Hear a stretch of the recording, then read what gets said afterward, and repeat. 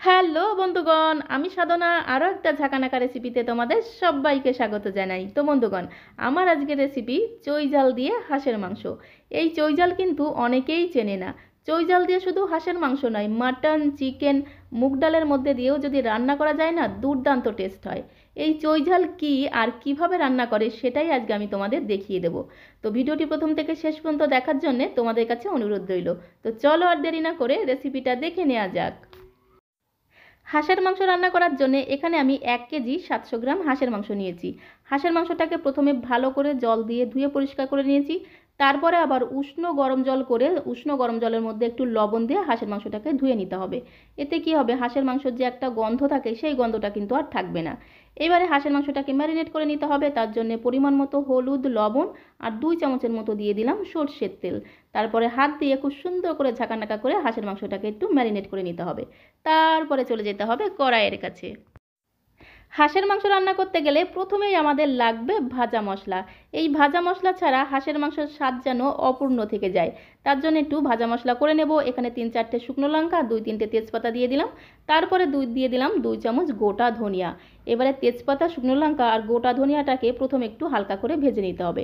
তো হালকা করে ভাজা হয়ে গেলে তারপরে দিয়ে দিতে হবে গোটা জিরে। তো এখানে আমি 2 চামচ দিয়ে দিলাম গোটা জিরে।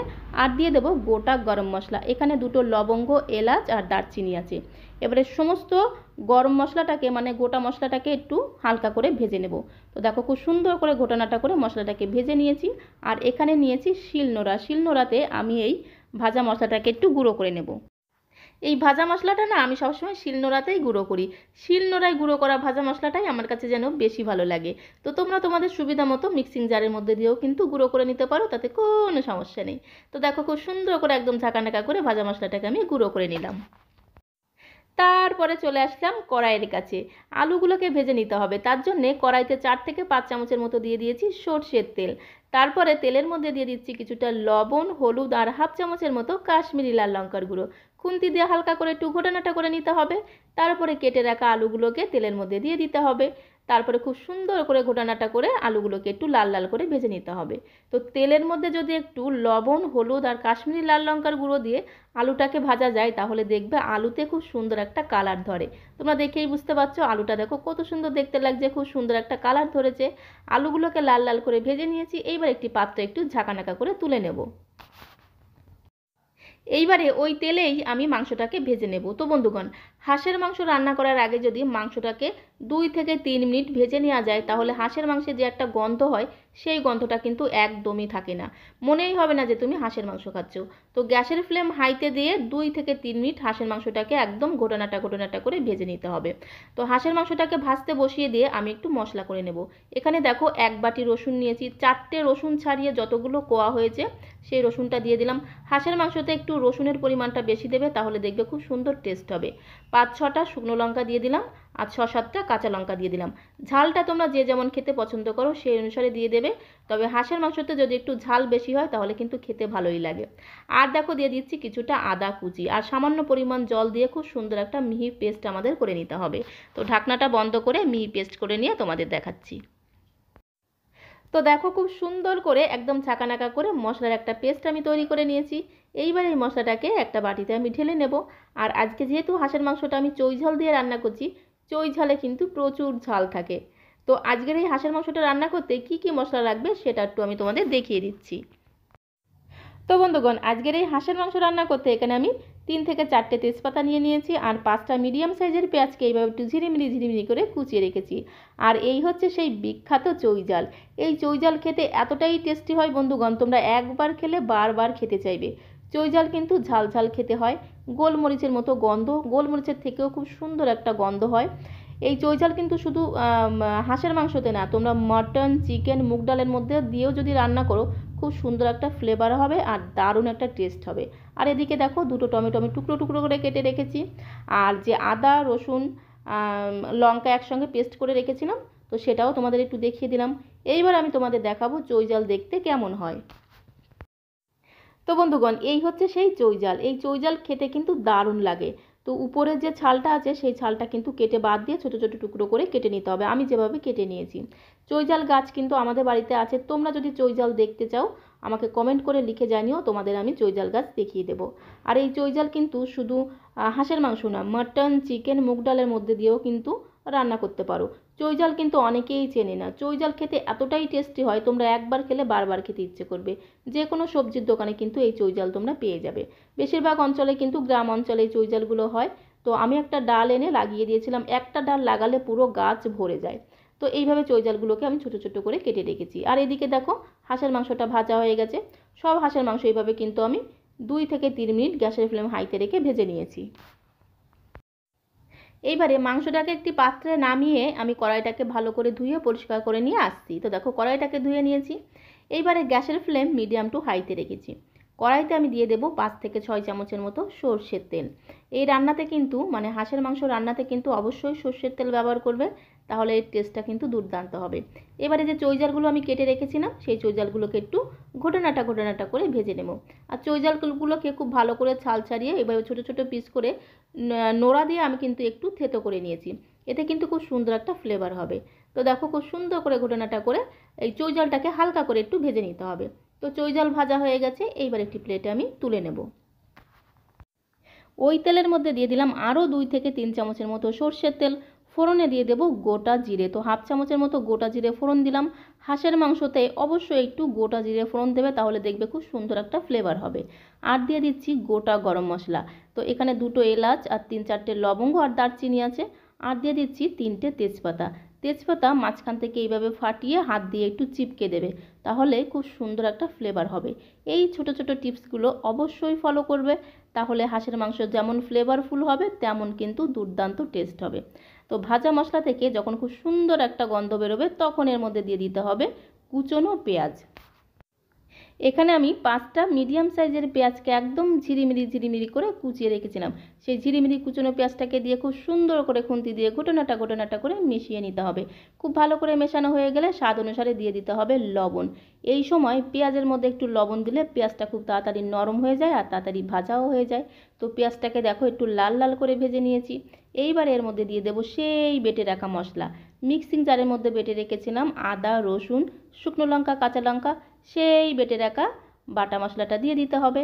তারপরে খুন্তি দিয়ে আবারও খুব সুন্দর করে একদম ঘটনাটা ঘটনাটা করে মিশিয়ে নিতে হবে, মানে ভেজে নিতে হবে। বাটা মশলাটাকে পেঁয়াজের সঙ্গে 2 মিনিট খুব ভালো করে ঘটনাটা ঘটনাটা করে ভেজে নিয়েছি, মানে কষিয়ে নিয়েছি। যখন আদা রসুনের কাঁচা গন্ধ চলে যাবে তখন এর মধ্যে দিয়ে দিতে হবে পরিমাণ মতো হলুদ গুঁড়ো, দিয়ে দিচ্ছি 1.5 চামচ জিরে গুঁড়ো, আর দিয়ে দেবো 2 চামচ ধনিয়া গুঁড়ো, আর এর মধ্যে আমি দিয়ে দেবো কাশ্মীরি লাল লঙ্কার গুঁড়ো। তো এখানে আমি 1 চামচের মতো কাশ্মীরি লাল লঙ্কার গুঁড়ো দিয়ে দিলাম, এতে খুব সুন্দর একটা কালার আসবে। আর মশলার বাটি ধোয়া জল দিয়ে দেবো। মশলা কষানোর সময় মশলার মধ্যে যদি একটু জল দিয়ে মশলাটাকে কষানো হয় তাহলে মাংসের ঝোলটা জাস্ট অসাধারণ হয়। আর দিয়ে দিচ্ছি দেখো টমেটো কুচি, তো এখানে 2টো টমেটোকে আমি একটু টুকরো টুকরো করে কেটে রেখেছিলাম। সেই টুকরো টুকরো করা টমেটোটাকে দিয়ে মশলাটাকে খুব ভালো করে কষিয়ে নিতে হবে। তো দেখো খুব সুন্দর করে ঘটনাটা ঘটনাটা করে মশলাটাকে আমি কষিয়ে নেব। গ্যাসের ফ্লেম লো টু মিডিয়ামে রেখে মশলাটাকে 3 থেকে 4 মিনিট খুব ভালো করে কষিয়ে নিয়েছি। খুব ভালো করে কষানো হয়ে গেলে এর মধ্যে দিয়ে দিতে হবে ভেজে রাখা হাঁসের মাংসগুলোকে।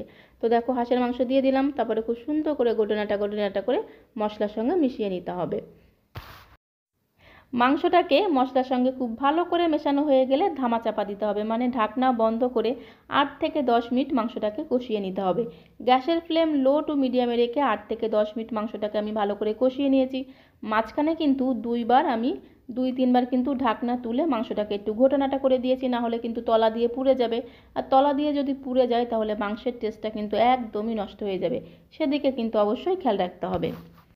তারপরে দিয়ে দিলাম সেই ভাজা মশলা, যে ভাজা মশলাটাকে আমি শিলনোড়ায় ঝাঁকানাকা করে গুঁড়ো করে রেখেছিলাম, সেই ভাজা মশলাটা 2 চামচ দিয়ে দিলাম। তারপরে খুব সুন্দর করে মাংসের সঙ্গে মিশিয়ে নিয়েছি। এইবারে দেখো এর মধ্যে দিয়ে দিতে হবে ভেজে রাখা চৈঝালগুলোকে। চৈঝালটাকে দিয়ে আবারও খুব সুন্দর করে একটু মিশিয়ে নিয়ে এর মধ্যে দিয়ে দিতে হবে পরিমাণ মতো জল। তো অবশ্যই কিন্তু গরম জল দিতে হবে। জলটাকে আমি আগে থেকে গরম করে রেখেছিলাম, সেই গরম জল কিন্তু মাংসের মধ্যে দিয়ে দিতে হবে, এতে কিন্তু খুব সুন্দর একটা টেস্ট হবে। গরম জলটাকে দিয়ে খুব সুন্দর করে মাংসের সঙ্গে মিশিয়ে নেব। তো বন্ধুগণ, এইভাবেও কিন্তু তোমরা কড়াইতে রেখে মাংসটাকে রান্না করে নিতে পারো। সেক্ষেত্রে কিন্তু অনেকটা সময় লেগে যাবে। আর প্রেশার কুকারে যদি করি তাহলে খুব তাড়াতাড়ি কিন্তু মাংসটা রান্না হয়ে যাবে। তো আজকের হাঁসের মাংসটা আমি প্রেশার কুকারে করব, তাই সমস্ত মাংসটা এবারে আমি প্রেশার কুকারের মধ্যে দিয়ে দেব। তো দেখো, খুব সুন্দর করে একদম ঝাঁকানাকা করে সমস্ত মাংসটাকে প্রেশার কুকারের মধ্যে দিয়ে দিলাম। তারপরে এর উপর দিয়ে দেবো ভেজে রাখা আলুগুলোকে। তো উপর দিয়ে যদি এইভাবে ভেজে রাখা আলুগুলোকে দেওয়া যায় তাহলে আলুগুলো কিন্তু আর ভেঙে যায় না। এবারে দেখো, আলু ভেজে রেখেছিলাম যে গামলাটায়, সেই গামলাটা একটু ধুয়ে সামান্য একটু জল দিয়ে দিলাম। তারপরে ধামা চাপা দেবো, মানে ঢাকনা বন্ধ করে প্রেশার কুকারে মাংসটাকে আমাদের রান্না করে নিতে হবে। গ্যাসের ফ্লেম হাইতে দিয়ে প্রথমে একটা সিটি পড়তে দিতে হবে। যখন একটা সিটি পড়ে যাবে তখন গ্যাসের ফ্লেমটা মিডিয়াম করে দিতে হবে। গ্যাসের ফ্লেম মিডিয়াম করে দিয়ে আরও 2টো সিটি পড়তে হবে। টোটাল 3টে সিটি কিন্তু পড়তে দিতে হবে। সিটি পড়া হয়ে গেলে গ্যাসের ফ্লেম বন্ধ করে দিতে হবে। তারপরে স্ট্যান্ডিং টাইমে রেখে দিতে হবে। আর অটোমেটিক্যালি যখন প্রেশারটা রিলিজ হয়ে যাবে তারপরে কিন্তু ঢাকনাটা খুলতে হবে। তো দেখো, প্রেশারটা যখন অটোমেটিক্যালি রিলিজ হয়ে গেছে তারপরে কিন্তু আমি ঢাকনাটা খুলে নিলাম। এতে কিন্তু মাংসটা পারফেক্ট সেদ্ধ হয়ে যাবে। তারপরে খুন্তি দিয়ে খুব সুন্দর করে ঘোটানাটা করে মিশিয়ে নিতে হবে। এইবারে গ্যাসের ফ্লেমটা একটু সময়ের জন্য একটু জ্বালিয়ে দিতে হবে। তো গ্যাসের ফ্লেমটা জ্বালিয়ে দিয়ে এখানে আমি দিয়ে দিচ্ছি বাটা গরম মশলা। এখানে লবঙ্গ, এলাচ, দারচিনি একসঙ্গে বেটে রেখেছিলাম। হাঁসের মাংসতে যদি বাটা গরম মশলা দেওয়া যায় তাহলে খুব সুন্দর একটা ফ্লেভার হয় আর টেস্টটাও কিন্তু দুর্দান্ত হয়। আর দিয়ে দিচ্ছি সেই ভাজা মশলা, যে ভাজা মশলাটা আমি শিলনোড়ায় বেটে রেখেছিলাম। প্রথমে দিয়েছিলাম 2 চামচ আর লাস্টে দিয়ে দিতে হবে 2 চামচ। তারপরে খুব সুন্দর করে খুন্তি দিয়ে ঘোটানাটা করে মেশানো হয়ে গেলে গ্যাসের ফ্লেম বন্ধ করে দিতে হবে। তো দেখো, গ্যাসের ফ্লেম বন্ধ করে দিয়েছি। এইবারে ঢাকনাটাকে এইভাবে একটু ধামাচাপা, মানে ঢাকনা বন্ধ করে রেখে দিতে হবে। এতে কী হবে, গরম মশলা বা ভাজা মশলার যে ফ্লেভারটা মাংসের মধ্যে খুব ভালোভাবে মিশে যাবে। তো দেখো, তৈরি হয়ে গেল আমাদের হাঁসের মাংস। চৈজাল দিয়ে হাঁসের মাংস কিন্তু একদমই রেডি। এইবার একটি গামলায় আমি নামিয়ে নিলাম। তো বন্ধুগণ, চৈজাল দিয়ে হাঁসের মাংসের রেসিপিটা তোমাদের কাছে কেমন লাগলো কমেন্ট বক্সে অবশ্যই লিখে জানিও। ভালো লাগলে আমার চ্যানেলটিকে একটি লাইক আর শেয়ার করে আমার চ্যানেলের পাশে থাকার অনুরোধ রইল। আর এই দেখো, চৈজালটা কত সুন্দর একদম নরম হয়ে গেছে। খেতে দুর্দান্ত হয়, মানে ভীষণ টেস্টি হয় চৈজাল। তো এইভাবে তোমরা একবার চৈজাল দিয়ে হাঁসের মাংস অথবা মাটন, চিকেন অথবা মুগ ডাল রান্না করে খেয়ে দেখতে পারো। আর খেয়ে তোমাদের কেমন লাগলো কমেন্ট বক্সে অবশ্যই লিখে জানিও। আজকের মতো এই পর্যন্ত। সবাই ভালো থেকো। সবাইকে অসংখ্য ধন্যবাদ।